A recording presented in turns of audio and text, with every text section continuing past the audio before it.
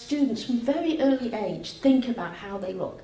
In fact, there's this concept called the hurried child now in childhood studies, saying that little girls especially are having much limited childhood because they're beginning to take on the norms of the culture and worried about what they look like.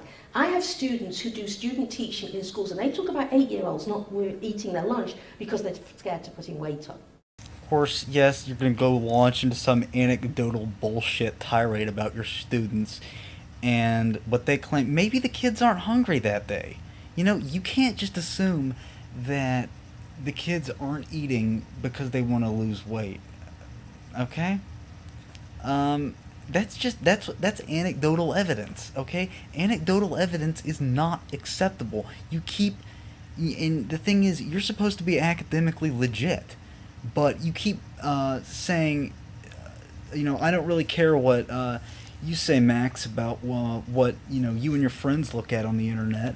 Max, I don't really care, what sites you guys like to go to, even though you can get a legit validation from a site like Alexa.com, a traffic website, to show that these websites that you don't look at are popular. You say that, but then you go into this anecdotal bullshit about your students and what they say, and quite frankly, just because they don't eat their lunch doesn't mean that they are trying to look sexy at the age of 8. No, that's not.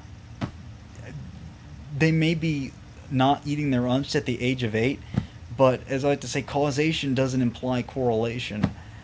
Or correlation doesn't imply causation, excuse me. But it's something simple like that you don't understand, and you just imply shit that can be obviously refuted, and that's just anecdotal evidence, and it's not acceptable. So what does this mean in our culture today? And you know what? Even if you are a woman and you have a sort of reputation and a known, so take this. This is last month's Vanity Fair before the Oscars. Now, arguably, these women are at the peak of their career. They're all up for an Oscar for either, for acting. Now, what do you notice about them all? They're unclothed, right? And what do you notice about the men? So it doesn't matter, even if you are at the peak of your career, you are still delivered to men in the same way. And it is no accident that in prisons, the first thing prisoners have to do is strip naked. Because to be naked in the presence of somebody clothed is to be in a vulnerable situation. Oh my god, you don't understand why people have to be stripped naked in prison. It kind of makes sense if you actually think about it. They smuggle a lot of shit in prison.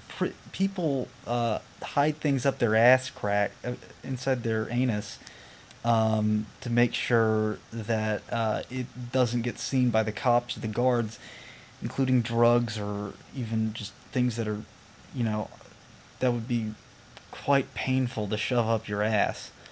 But the reason that they have to strip search prisoners is nothing to do with embarrassment. It has to do with security. And clearly, the fact that you don't understand that is just jaw-dropping.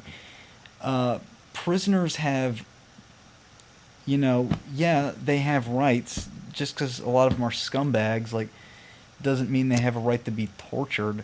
But, they have to strip search them, or else, that's how a lot of drugs get in prison, and still drugs do get in prison because they're not allowed to search their anuses, which I agree with, but, they're gonna put drugs up their ass, basically. It's just, that's the way that, you have to have a lot of security in a jail. There are people in jail serving 3-month sentences who didn't do anything just absolutely horrible. They may have not been thinking, and they're serving a 3-month sentence. They need to especially be protected from these weapons of people who are serial killers. They're going to get out of prison soon. They're probably going to have a life. they're not going to be, they'll probably make something of themselves. There's some people who may have decent jobs and they may have messed up a little bit and they're serving 3 months in prison. That's a lot different than someone who's a lifer or probably a serial killer. But and those people, as I said, they need to be protected, as does everyone else in the prison, including the guards and other prisoners. So that's the purpose of strip searching people in prison, not to embarrass them. I don't know where the fuck you got that idea from.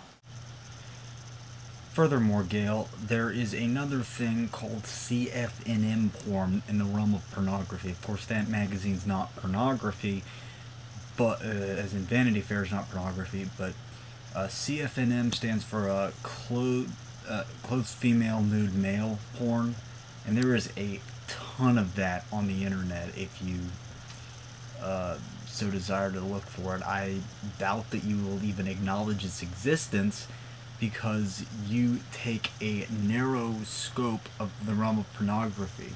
Like, you just look at this tiny amount of pornography is what you say that there is, and you don't look at the wide scope of pornography. There is plenty of CFNM porn out there, and I've seen plenty of it. I'm not a fan of it, of course. I don't really get the psychology of it, but there are people out there that do enjoy it, and to ignore its existence is to ignore the psychology of a large number of people. And I want to keep pressing this point that female sexuality is defined as vulnerable in a patriarchal society. Gail, you're talking about the women being vulnerable in sexuality. In the realm of pornography, there is femdom porn, there is the CFNM porn, as I previously stated, but also that's more or less mainstream media that portrays that. But one of the reasons that we see that so much, and we think about men dominating women in BDSM porn and not the opposite of the femdom porn, is because I guess it's just biological. Men are physically stronger than women, and that's what we sort of generally think about. Men generally have the dominant sexuality because it's not anything that women have less rights than men, or women are somehow lower than men. It's just that men are stronger than women, and it's biological. I guess we're all biologically geared to think that way. This vulnerability of women, unclothed, in the gaze of clothed men, is extremely powerful. And I recently had a conversation with somebody who was saying to me, a filmmaker, about how he said, in Europe, everyone's so much more open about sex, because you see these images everywhere. He was saying this is great about, you see billboards about sex. And I said, how many penises do you see hanging out? And of course, when he talks about sex, he means women's bodies, right? And this is, so if in these countries in Europe that's so great and open about sex, why no penises, right? Why only are women's bodies cheap enough to be plastered everywhere? And that's the reality of pop culture in the West. So here Gail clearly talks about, a decent point, I think, I guess, why don't we show this in pop culture? Why don't we show it in the media? I guess it's one of those things that, if we look at pornography, it's one of these things that all these things are explored in pornography. There is plenty of gay porn out there. There's plenty of, men, stuff that features with men. But, according to Gail's view, clearly she wants to just take all men's rights away and not give women all the same, freedoms that men have. So it's just because, she's one of these anti-sex people that think, sex needs to be oppressed. Okay, people shouldn't be having sex. She's just anti-sex, basically. So according to her view, that's sort of what she's trying to get at, is just to take everything off with women, instead of throw some stuff out there with men and mix it up, instead of having the attractive, we have the attractive model, of course, feel the guy's face after the razor ad, well, we see the guy there too, because, the guy's the one using the product, obviously.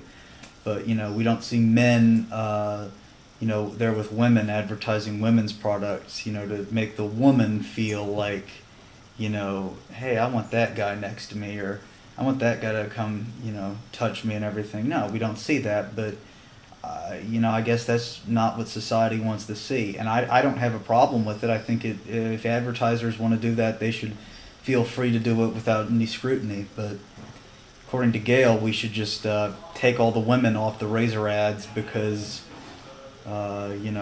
it's just women are being exploited for sex instead of throwing men on there too.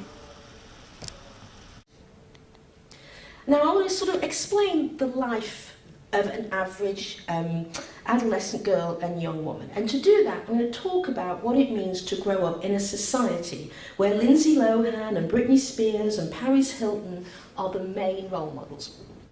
Gail, it may be something that the media portrays that, I don't know if that's what you're getting at, that Paris Hilton, Britney Spears, and Lindsay Lohan are role models, but all I have to say is they are not role models, and any woman who is bright or any younger girl, maybe 13, 14, should hopefully realize that that's not a good lifestyle to live, as in smoking crack and all that shit.